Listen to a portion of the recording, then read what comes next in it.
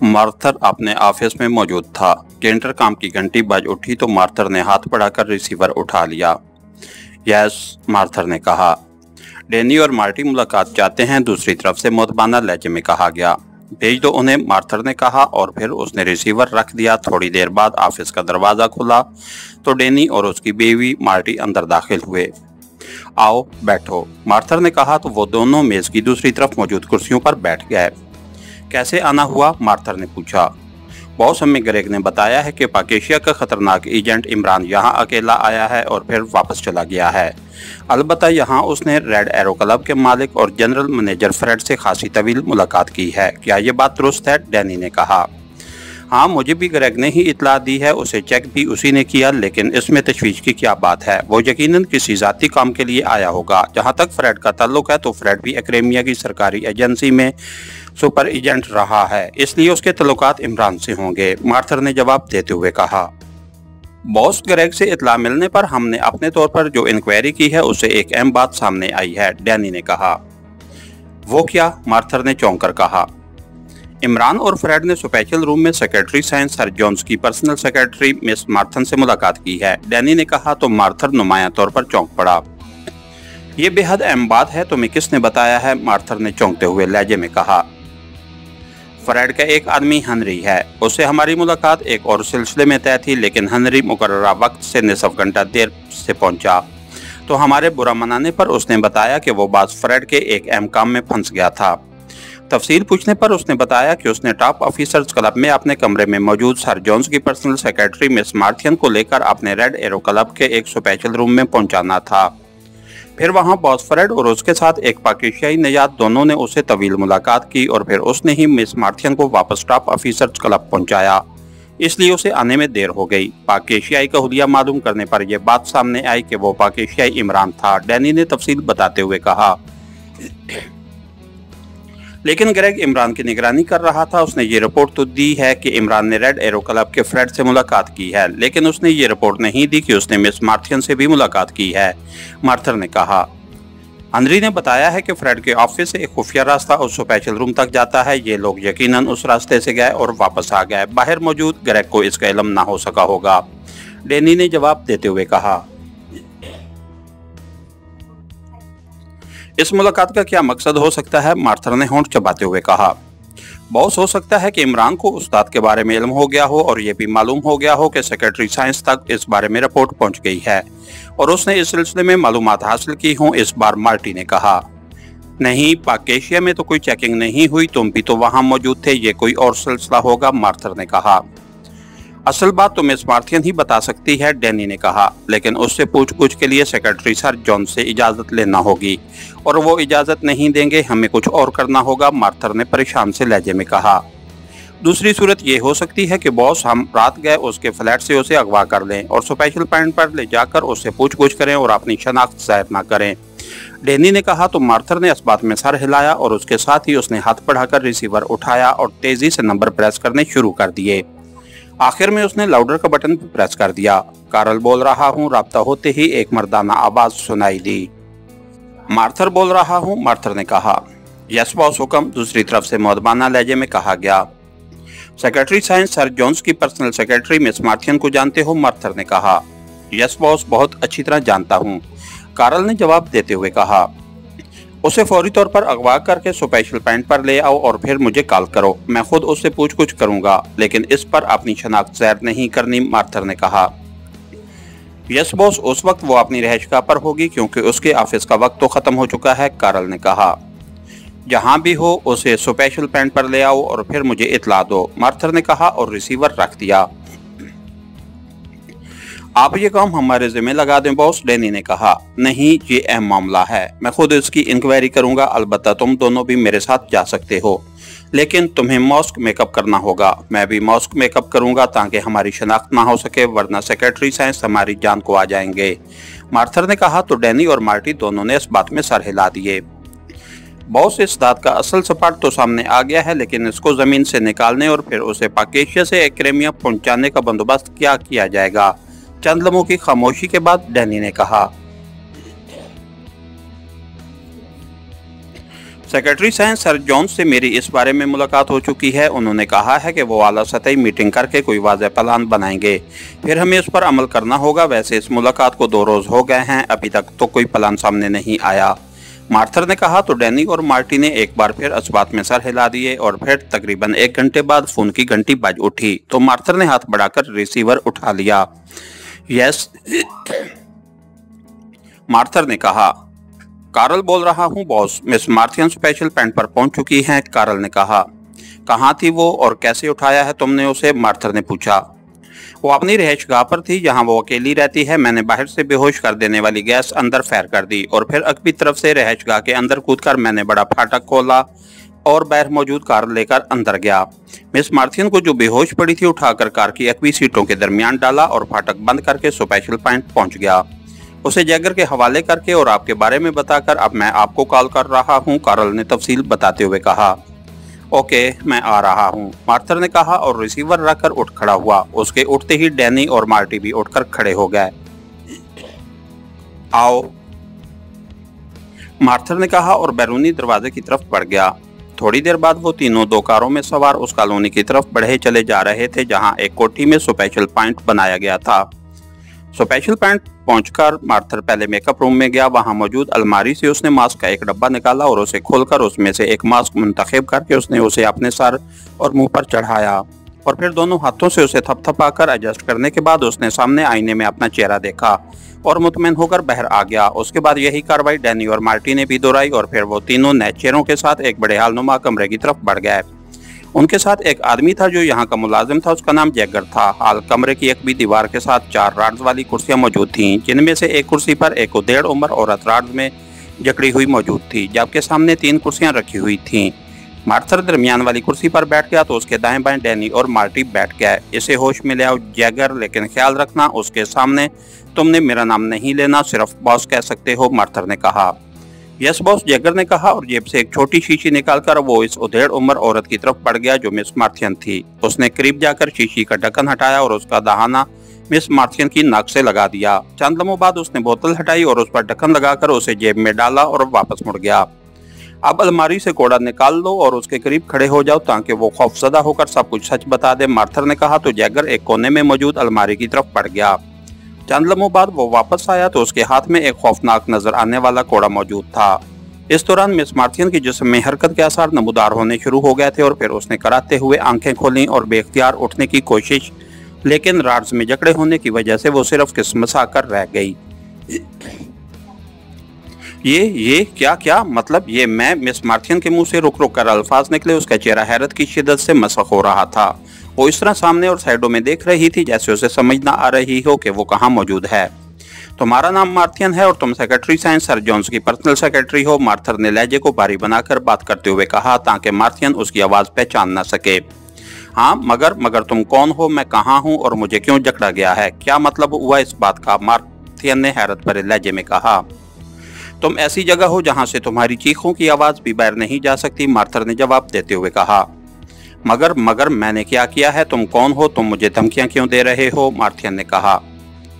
तुमने सरकारी राज फरोख्त किया है। तुमने रेड एरो क्लब के फ्रेड से भारी रकम वसूल करके उसे सरकारी राज फरोख्त किया है, जबकि एक गैर मुल्की वहां स्पेशल रूम में मौजूद था, मार्थर ने कहा।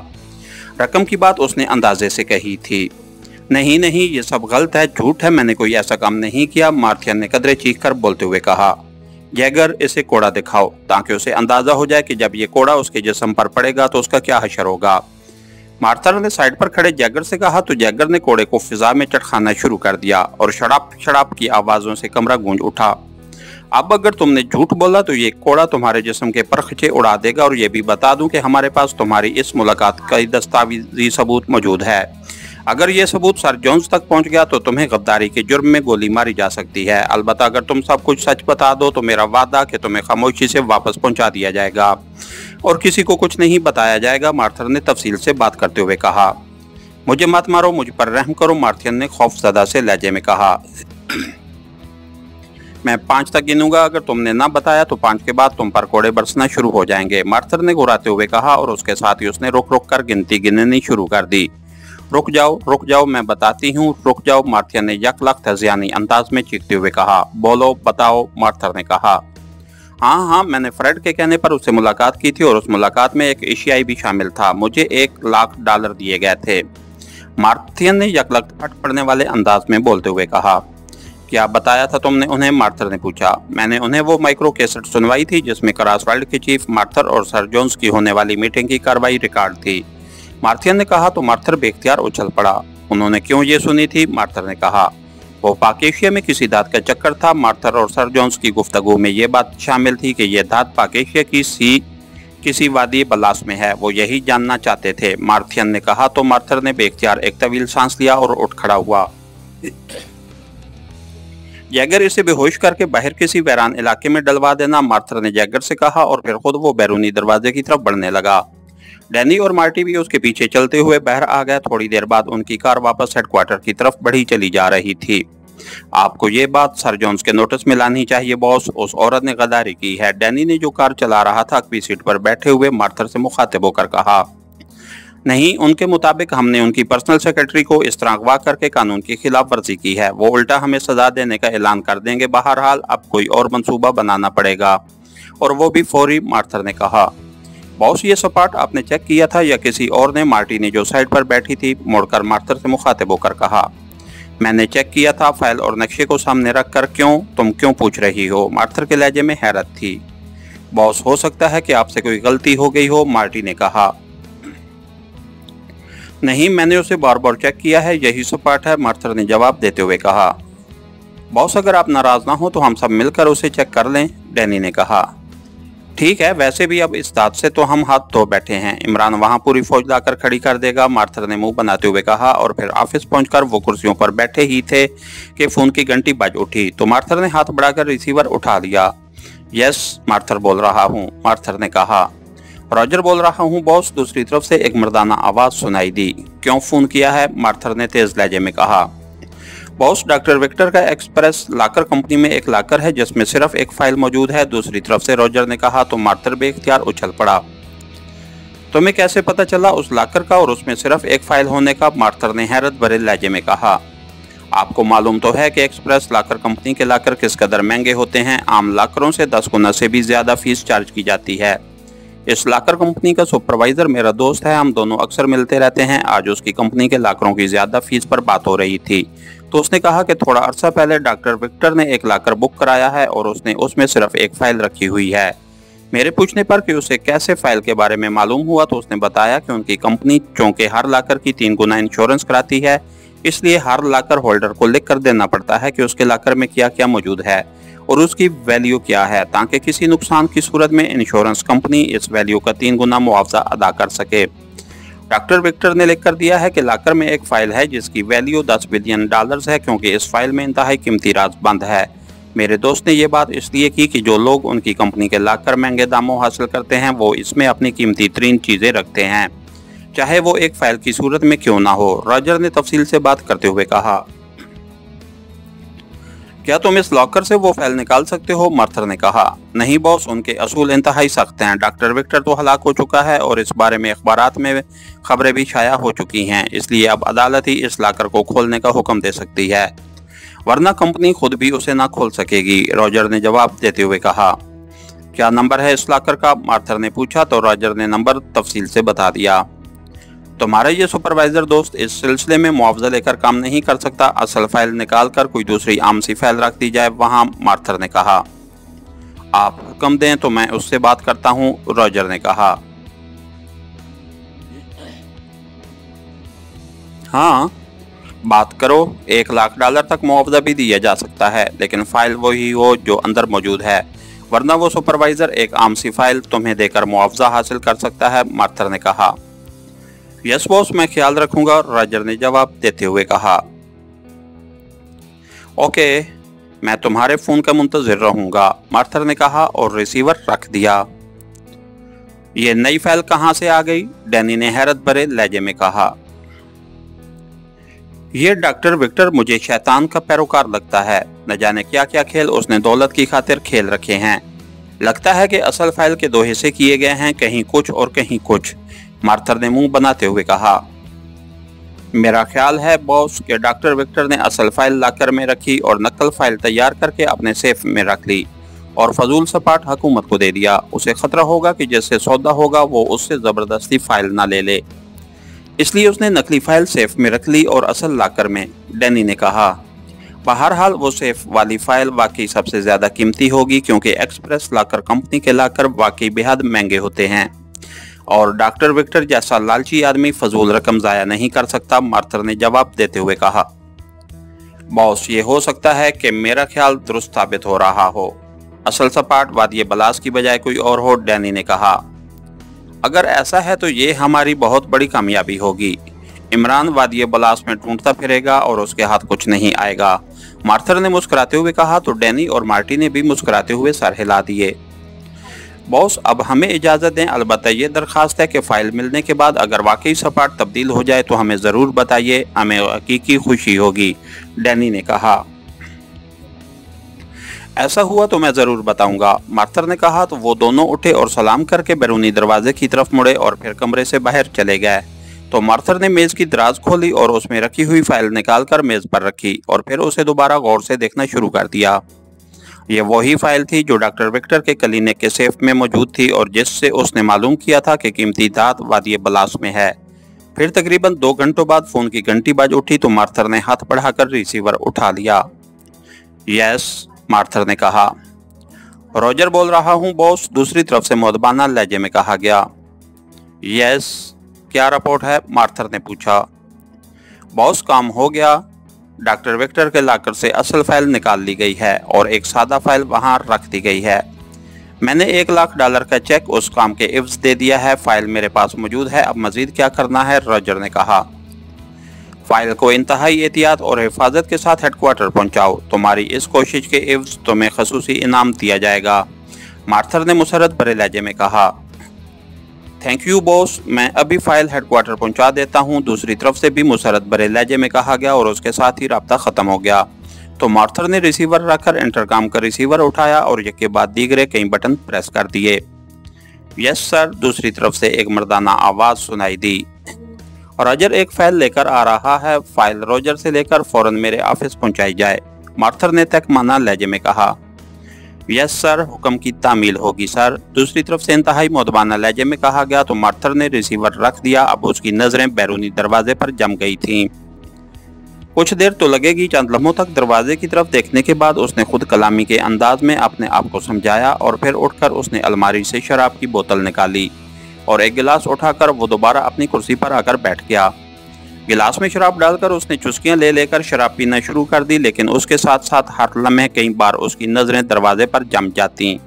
उसे वाकई इंतहाई शिद्दत से फाइल का इंतजार था और उसका बस नहीं चल रहा था कि फाइल पलक झपकने में यहाँ ले आए। तकरीबन निसफ घंटे बाद दरवाज़ा खुला और एक नौजवान अंदर दाखिल हुआ जिसके हाथ में फाइल मौजूद थी। ये फाइल रॉजर ने दी है, नौजवान ने सलाम करते हुए कहा। तो मार्थर ने बड़ी मुश्किल से अपने आप को फाइल झपटने से रोका। ओके, मार्थर ने उसके हाथ से फाइल लेकर अपने सामने रखते हुए कहा। तो नौजवान सलाम करके मुड़ा और कमरे से बाहर चला गया। मार्थर ने इतनी तेजी से फाइल खोली जैसे उसे यकीन हो कि फाइल से हफ्ते अकलीम का खजाना मिलने वाला हो। उसकी नजरें फाइल पर जम गईं। काफी देर तक वो फाइल पढ़ता रहा, देखता रहा और फिर उसने एक झटके से फाइल बंद कर दी। ये क्या मजाक है, ये बिल्कुल उसी पहली फाइल की नकल है, एक हर्फ का भी फर्क नहीं है, ये क्या मजाक है। उस अहमक डॉक्टर विक्टर ने क्यों इस फाइल को इस कदर महंगे लाकर में रखा था, मार्थर ने तफसील बताते हुए कहा। तुम इस फर्म के किसी बड़े से मिलकर असल हालात मालूम करो। ये बात कन्फर्म है कि धात वहीं वादिये बलास में ही है, इसलिए जरूर कोई चक्कर चलाया जा रहा है, मार्थर ने कहा। बॉस, ये काम मैं पहले ही कर चुका हूँ। मैं आज खुद न सिर्फ उससे मिलकर बल्कि उनके नताइज जो उन्होंने रिपोर्ट की सूरत में कंप्यूटर पर तैयार किए हैं उसकी एक नकल भी मैंने हासिल कर ली है। अगर आप चाहें तो मैं ये नकल आपको भिजवा दूं। इस रिपोर्ट के मुताबिक वादिये बलास में किसी कीमती धात का एक जरा तक मौजूद नहीं है, नेल्सन ने जवाब देते हुए कहा। ओके, रिपोर्ट की नकल फैक्स कर दो, मार्थर ने कहा और फिर रिसीवर रखकर उसने बेइख्तियार दोनों हाथों से सर पकड़ लिया क्योंकि ये गोरख धंधा मजीद उलझता जा रहा था। नेल्सन की आवाज़ उसके कानों में गूंज रही थी जबकि सामने मेज़ पर एक नहीं बल्कि दो फाइलें पड़ी उसका मुंह चढ़ा रही थीं। इसके साथ ही हमारी आज के एपिसोड का इख्तिताम हुआ। कहानीगर चैनल को लाइक कीजिए, सब्सक्राइब कीजिए और बेल आइकन को प्रेस कर दीजिए ताकि हर आने वाली नई वीडियो आप तक बर वक्त पहुँच सके। शुक्रिया।